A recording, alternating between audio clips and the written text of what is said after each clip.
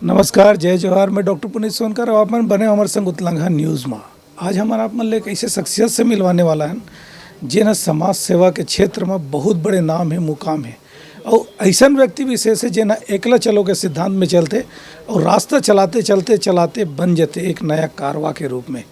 उसने हमारे बीच में आवे शुभांगी आप्टे जी है, जिन्हें समाज सेवा के क्षेत्र में चाहे वो कपड़ा के कुर्ता नहीं क्यों ना हो, जेकर से झोला से लेके मास्क बना के लोग मतलब फ्री में निःशुल्क में वितरण करते। संगे संग पुलिस थाना हो या कई से ऐसे काउंसलर है जिनमें जाके वो बना आदि मतलब यूनिक सलाह मशवरा घलोक देते। तो आओ हम आज बात करते हैं शुभांगी जी से। शुभांगी जी, आप के नमस्कार है हमारे कार्यक्रम में। नमस्कार। हम अपन से जानना चाहो शुरुआत से आपके बचपन के दिन से शुरू करबो कि बचपन में आप मन कैसे रहे हो और कहाँ से आप मन के जन्म की शुरुआत हुई से? जन्म तो मेरा पुणे महाराष्ट्र में हुआ, लेकिन पूरा हमारा जो ये है वो रायपुर में ही थे हम लोग। बचपन रायपुर में ही बीता, शिक्षा भी रायपुर में ही हुई और शादी के बाद भी संयोग से मेरी ससुराल भी यहीं थी, तो मैं शुरू से रायपुर में ही हूँ। तो रायपुर ही आपका खास और पसंदीदा और वर्किंग क्षेत्र भी बोल सकते हैं और समाज सेवा के क्षेत्र में भी काम करने वाली जगह हो गई। अब आपसे जानना चाहेंगे कि बचपन की उन मीठी यादों के बारे में जो आपको आज भी याद हो और थोड़ी सी नटखटी भी हो या शरारती भी हो या अच्छी सीख देने वाली बात हो या वो बचपने की बात जो आपको समाज सेवा के लिए प्रेरित किया हो, ऐसी कोई घटना या चुटकुला हो जो आपको प्रेरित करे। हमारे घर में ही शुरू से ही समाज सेवा का वातावरण था। उस समय संघ के लोग हैं, जनसंघ हुआ करता था उस समय, तो सारे कार्यकर्ता हमारे घर में आके रुकते थे। और एक बात मैं बहुत फ़ख्र के साथ कहना चाहूँगी कि माननीय अटल बिहारी वाजपेयी, कुशाभाऊ ठाकरे, वीरेंद्र कुमार सकलेचा जी, ये सारे लोग हमारे यहाँ घर में आके रुकते थे। ये हमारे लिए बहुत अच्छी बात थी। और जब भी उस समय केवल एक सप्रे स्कूल का ही ग्राउंड हुआ करता था जहाँ सब सभाएं होती थी और हमारा घर सप्रे स्कूल के एकदम पास में लगा हुआ था, तो ये सारे जितने लोग हैं वो हमारे ही घर में आके रुकते थे और हम लोगों को बहुत अच्छा लगता था। देखिए, आपने बताया कि आपका घर सप्रे साला के पास रहा है। सप्रे साला के पास एक और यूनिक कलेक्शन रहा है, वो है स्वामी विवेकानंद जी का। तो ऐसा कोई वाक्य हो जो स्वामी विवेकानंद जी की तरफ भी आपको कहीं प्रेरित किया हो या उस रास्ते पर ले जाने की प्रयास किया हो? आपने सही कहा। हम लोग मैंने सन 2012 में जब विवेकानंद जी की सार्धशती वर्ष थी, उस समय हमने यही सोच के विवेकानंद जी के 1500 कैलेंडर का वितरण जयस्तंभ चौक में निःशुल्क किया था। क्योंकि कहीं शुरू से भी उनका जो है कि लक्ष्य प्राप्ति के लिए लक्ष्य तक ध्यान दो, लक्ष्य के लिए बढ़े रहो, तो वही स्लोगन लिख के हमने कैलेंडर बनवाए थे और 1500 कैलेंडर हमने जयस्तंभ चौक में बांटे थे। और उस समय बहुत अच्छी बात है ना, रामकृष्ण मिशन के जो स्वामी आत्मानंद जी हैं, वो मेरे साथ उस कार्यक्रम में पूरे 2 घंटे उनकी टीम लगी रही और ये मेरे लिए बहुत ही सौभाग्य की बात है। शुभांगी जी, अब जानना चाहेंगे कि आपका जो सामाजिक कार्यक्रम है, जैसे आपने झोला वितरण का या मास्क बनाने का, ये कॉन्सेप्ट हमेशा एक खर्चीली प्रोसेस होती है क्योंकि उसके लिए कपड़े लगते हैं, लोग लगते हैं, कारीगर लगते हैं। आपने ऐसा क्यों चुना या ऐसे किस तरीके के आइडियाज़ आपके मन में आया कि आपने कपड़े दुकान वालों से या सिलने वालों से किस तरीके के टाई अप किए या क्या वो बात था जो आपको मोटिवेट किया इस दिशा में काम करने के लिए? सन 2000 की बात बताऊंगी कि आए दिन हम पेपर में पढ़ते थे कि प्लास्टिक खा के गौमाता की मृत्यु हो रही है और बहुत हमारी धरती को भी नुकसान हो रहा है, स्वास्थ्य भी खराब हो रहा है। तो मैंने ये सोचा कि हम लोग बोलते ज़रूर हैं कि कुछ तो भी करना चाहिए, लेकिन जब अपने करने की बारी आती है हम लोग पीछे हट जाते हैं। तो सन 2012 में मैंने शुरू में अपने घर में ही जो नए कपड़े थे उनसे कुछ थैले सिलवाए, कुछ लोगों को बांटे और फिर उसके बाद मेरे को ऐसा लगा कि ये काम यहाँ रुकना नहीं चाहिए, क्योंकि प्लास्टिक तो बहुत ख़तरनाक है। हमारी गौ माता की मृत्यु हो रही है, उपजाऊ ज़मीन खराब हो रही है, हमारा स्वास्थ्य खराब हो रहा है। तो फिर मैंने सोचा कि अब नया कपड़ा मिलेगा कहाँ से।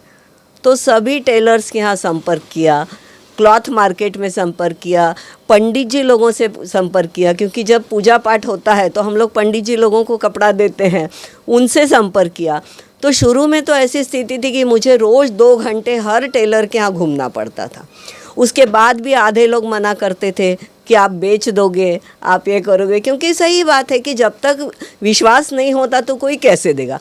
फिर मैं उनको बोलती थी कि मैं ये जो कपड़ा ले जा रही हूँ, 2 दिन बाद मेरा स्कूल में कार्यक्रम है, वहाँ आके आप देखिए, आपको यदि लगता है तो आप कपड़ा दीजिए, नहीं तो मत दीजिए। फिर धीरे धीरे धीरे ऐसी स्थिति बनती गई कि लोगों को विश्वास हो गया कि नहीं, उनके कपड़े का सही उपयोग हो रहा है, तो लोगों ने कपड़े देना शुरू कर दिया। तो आज स्थिति ये है कि आज मेरे घर में कपड़ा आता है, यानी मेरे को बस बोलना भी नहीं पड़ता है। वो लोग बोलते हैं कि हमारे यहाँ कपड़ा जमा हो गया है, आप लेके आइए। और आज हम लोग यहाँ जब बैठे हैं, कन्हैया टेलर्स के यहाँ हैं, इनके यहाँ से मुझे हमेशा सहयोग मिलता है। और भैया जितना कपड़ा रहता है पूरा के पूरा कपड़ा मेरे को दे देते हैं, और मैं उनकी जो ज़रूरतमंद महिलाएं हैं उनसे मैं उनकी थैलियाँ सिलवाती हूँ। उसके बाद उसमें मैं मेरा नाम और फ़ोन नंबर प्रिंट करवाती हूँ, ताकि यदि किसी को और काम करवाना हो, कहीं करवाना हो, तो उनको ढूंढना ना पड़े कि क्या है। और उससे थैली का जो रूप है वो भी थोड़ा सा बदल जाता है, अच्छी दिखती है दिखने में थैलियाँ। और इनके यहाँ का जो कपड़ा है वो इतना मजबूत है कि वो थैली सब लोग पसंद करते हैं, क्योंकि मजबूती और सिलने वाले जो सिलते हैं दोनों मिलके वो थैली बहुत बढ़िया बन जाती है। इसके लिए भी मैं कहना चाहूँगा कि देखिए, भारत सरकार की भी एक कल्पना थी कि प्लास्टिक मुक्त भारत की। इसके लिए नरेंद्र मोदी जी ने भी बहुत बड़ी पहल किया था, स्वच्छ भारत मिशन के तहत भी काम हुई थी। कभी ऐसा भी आपने घटना देखे होंगे कि आपने थैले तो दिए और मार्केट जाते हैं तो वही पॉलीथीन में लोग डिमांड करने लगते हैं, उस समय आपको कुछ गुस्सा आता है? या फ़नी बात कर रहा हूँ मैं, गुस्सा आता है या ऐसा लगता है कि मैं उनको इमीडिएटली समझाऊँ या दूँ या बोलूँ?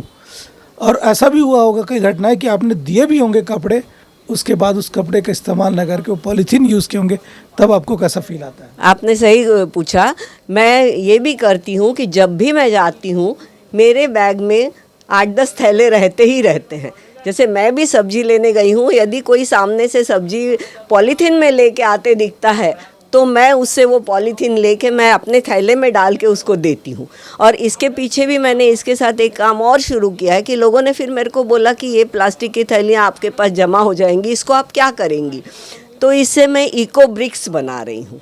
इको ब्रिक्स मतलब बिस्लरी की जो खाली पानी की बोतल जो हम लोग फेंक देते हैं और ये झिल्ली भी फेंकते हैं, तो मैंने एक स्कीम चालू की थी कि जो मेरे को 1 किलो प्लास्टिक की थैलियाँ ला कर देगा उनको मैं एक कपड़े का थैला दूंगी, और उनके पास से जो प्लास्टिक मेरे पास एकत्रित हो रहा था उससे मैं वो इको ब्रिक्स बनाती हूँ। इको ब्रिक्स बहुत अच्छी चीज़ है।